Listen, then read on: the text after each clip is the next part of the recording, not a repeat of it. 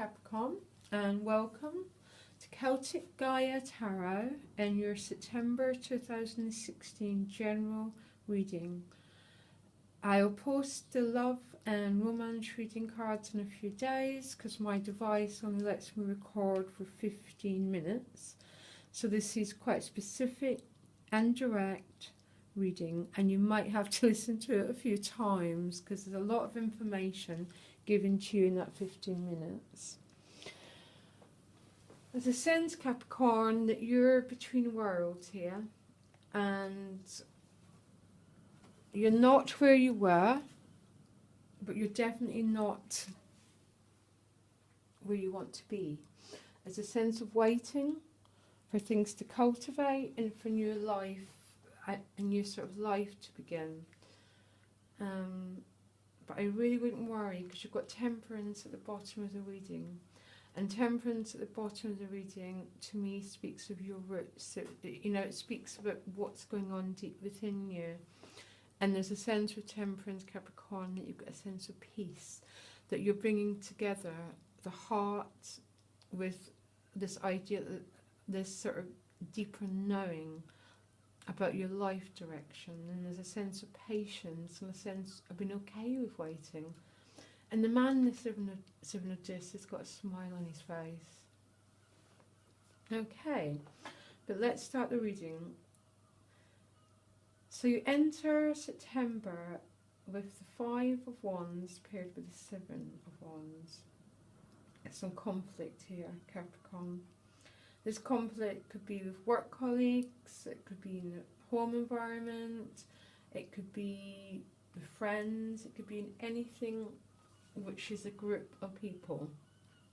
And it's actually, you know, it's paired with the Seven of Wands, Capricorn, which is you standing by what you value and really, really quite determined to stand by what you value, not compromise your position, and to let this tussle of energy sort of play itself out. But one way or another, it's sort of definitely taken its toll on you because you move on to the Two of Swords. And there's a sense in this card of retreat, and it's not the general retreat card, but it's a sense to me that you're pulling back. And I think you're pulling back because there's a decision that maybe has to be made. A lot of people call this the decision-making card. She's got a blindfold on, but I always think, because she, you know, meaning that she can't clearly see, but I always think that she's got a blindfold on so she can, you know, sort of access that deeper knowing, the sort of more third eye energy, the more psychic energy which we all possess. And the reason why I think this is because Temperance is your root and your foundation here. And the Temperance card has her third eye is golden and bright open, basically. She's just receiving her wisdom from whatever word you want to say, angels, divine guidance, whatever you want to call that.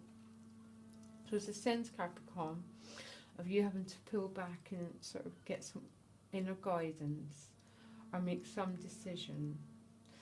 And this is paired with the Four of Wands. And the Four of Wands is a celebration card. So this decision could be about moving home. This decision could be about a new job. It could be about a marriage. It could be about childbirth, Capricorn. It could be about anything which is a celebration. And the fours are always very stable cards. They're very stable meanings. And it's just a celebration. There's a sense you need to make some decision regarding this. So it could be a decision of moving house, really. Because, you know, if you think of the cards before, even if this isn't conflict in the work environment, it could be an inner conflict. It could be being pushed and pulled in so many different directions that you don't quite know which direction to choose. But Capricorn, you do know the direction to choose, because you're the Seven of Wands and you're standing by some value system. So even though this is quite a loaded decision with so much energy, you do know what to do.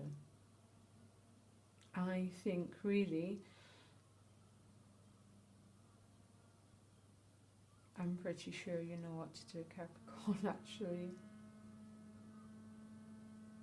Maybe it's just making that step, making these changes, because maybe you will come up against some resistance to making these changes, and that's why you're having to stand by so clearly your own values.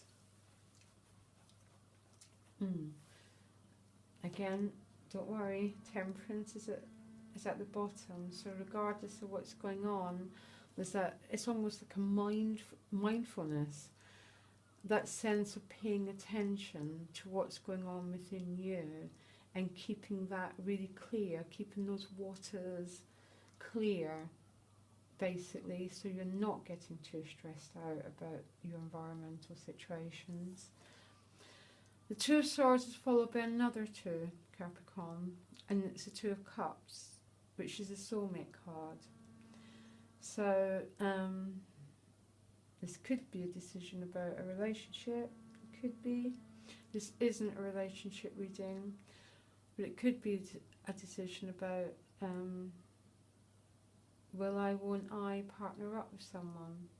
You're both equal in this relationship, and you're both offering each other your cups freely. So it's an equal exchange of, of energy going on here. And that's paired with the Strength card.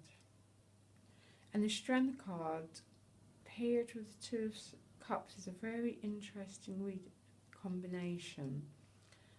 It's almost, Capricorn, you're having to maybe bring healing and bring compassion and bring love to a part of your own nature. And it's, again, this could be anything, Capricorn. It could be a complex, it could be a lack of self-esteem, this belief that, oh, I'm not lovable, I'm not good enough, I'm not this enough to deserve love. You know, it's the Strength card is bringing strength to these sort of almost lower belief systems and lower drives, whatever you want to call them. Every single Capricorn is going to have different situations. So for some, this could be bringing sort of healing to this part of us that thinks we're not worthy of love, we're not lovable, or it could be bringing light, you know, to this part of us that has been destructive in old relationships, or who have been hurt in old relationships and finds it really hard to trust and enter into a new relationship. It could be working with your fear, Capricorn. Very, very, very likely it could be working with your fear. Yes, that makes a bit more sense now. So let's just carry on. After the Two of Cups, we've got the Page of Wands. And the pages are always messengers. And the Wands are... And the Page of Wands always represents a new sort of beginning in a very young energy around the energy of Wands, which is fire, it's creativity, it's also moving forward. It's moving forward with passion and, you know, just drive. But the Page is... He's quite young energy around the wand. So he's not mature and he's not wise, and there's something quite... So you could be receiving a message about a new creative venture, but which is only starting to sprout.